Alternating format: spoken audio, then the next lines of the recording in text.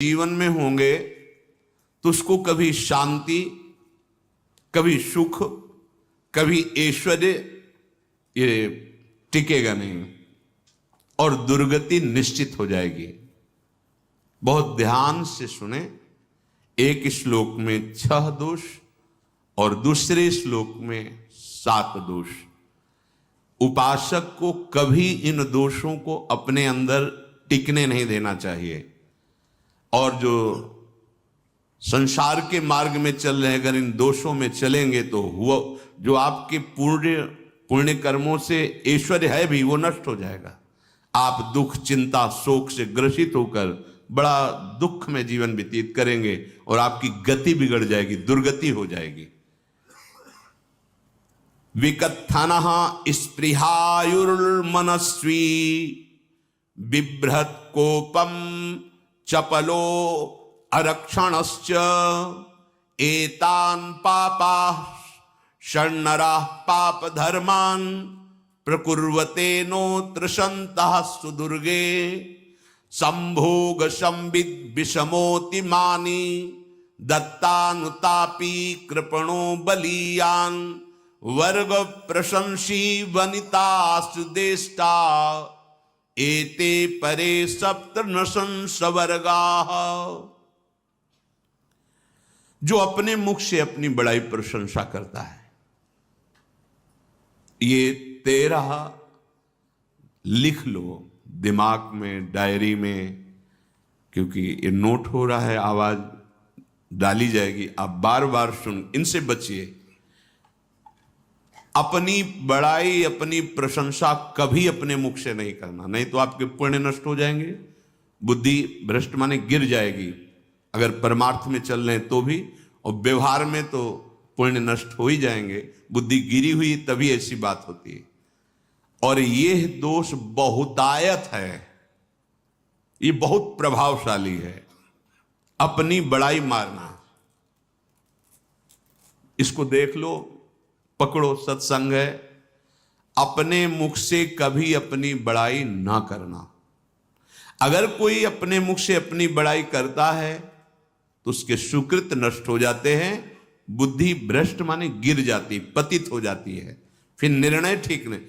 अगर हमारा सारथी, हमारा ड्राइवर मूढ़ हो तो कहीं भी हमको गिरा देगा, तो वो बुद्धि भ्रष्ट मतलब गिर जाती है, निर्णय करने लायक नहीं रहती। अपनी प्रशंसा अपने मुख से करना।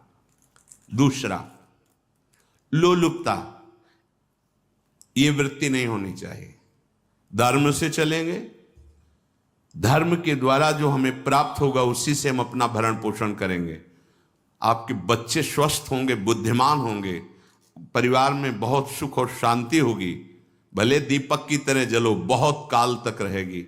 लक्ष्मी जी भी आपके घर में बहुत काल, हम ये नहीं कहते कि बहुत नहीं, जितनी है बहुत सुख शांति से चलोगे।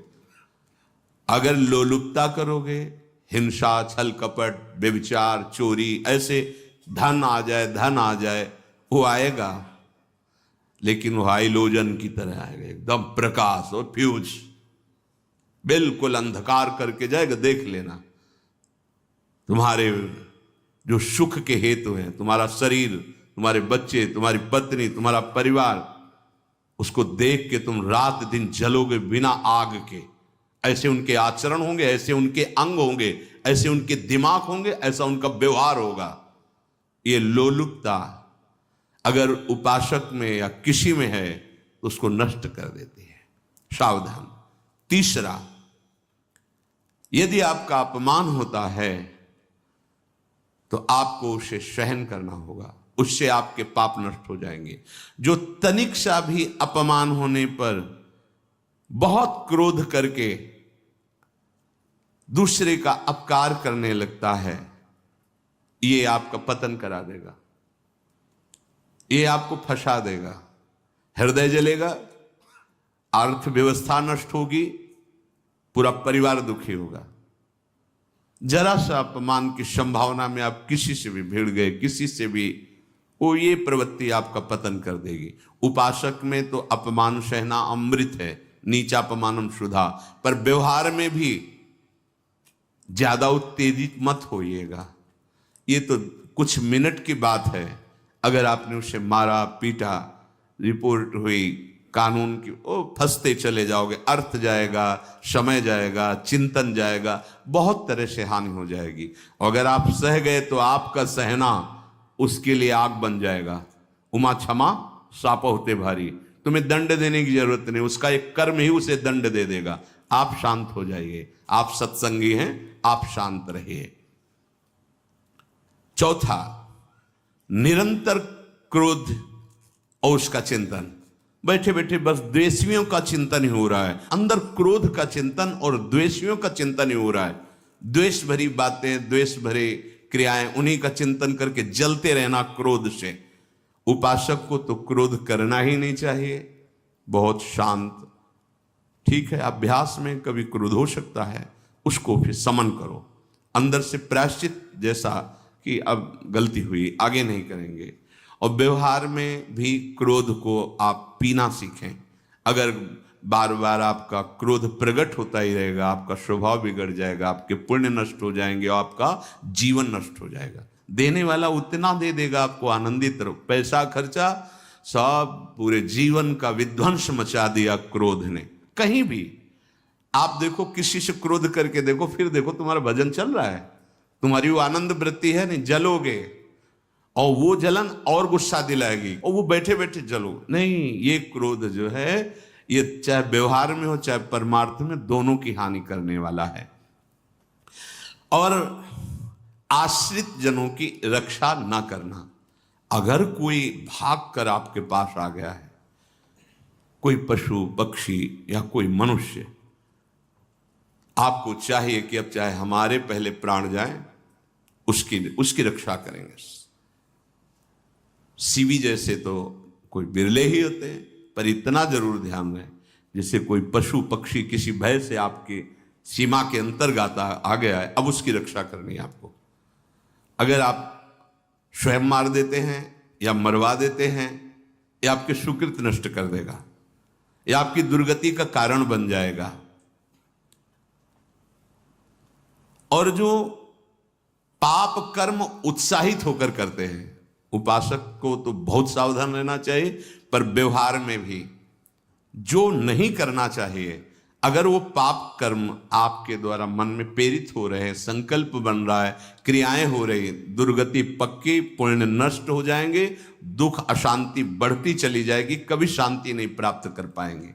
ऐसा नहीं कि जो मन में आवे सो करें। पापाचरण निडर और उत्साहित होकर करना, अगर ऐसे लक्षण है, निश्चित दुर्गति होती है। ये 6, अपनी बहुत बड़ाई करने वाला अपने मुख से, लोलुपता, तनिक से अपमान में सहन ना करने वाला, निरंतर क्रोधी और आश्रित जनों की रक्षा न करने वाला, और निडर हर्षित होकर पाप कर्म करने वाला। दूसरे श्लोक में 7 है, 6 7।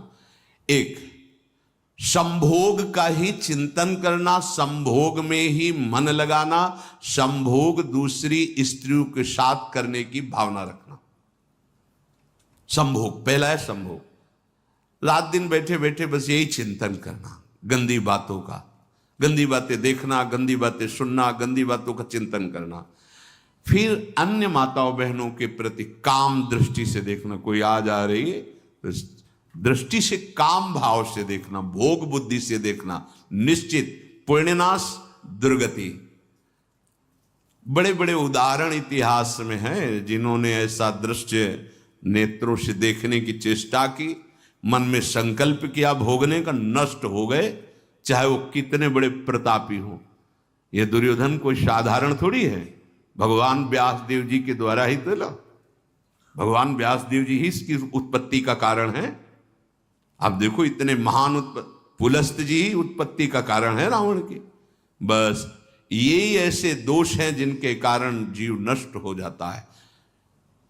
ठीक है, धर्मयुक्त काम भगवान ने आदेश किया है, आपका पाणिग्रहण संस्कार हो गया है, संतानोत्पत्ति की भावना से कुछ पवित्र तिथियों का त्याग करते हुए चर्चा में हुई है।